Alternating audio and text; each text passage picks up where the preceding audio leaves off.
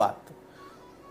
संधिवात म्हटलं की joint pain हा शब्द डोक्यात यायला लागतो आणि मग पुन्हा ते एक्सरे, पुन्हा पेन किलर्स आणि सांध्यांचे आजार हे सांध्यांचेच आहेत का याविषयी जाणून न घेता आपण सांध्यांविषयी उपचार करायला निघतो.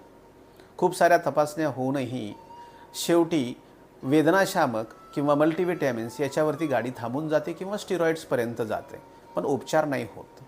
या ठिकाणी मला सांगायचं आहे की वेदना नावाची गोष्ट सांध्यांच्या ठिकाणी दूषित रक्त त्या ठिकाणी जाणे किंवा रक्तच न जाणे, ज्यामुळं तिथं काठिण्य येणे, ठिकाणी वैवरणे म्हणजे काळवंडलेपणा येणे किंवा बोटं वाकडी होणे, या सगळ्या गोष्टी पाहायला मिळतात.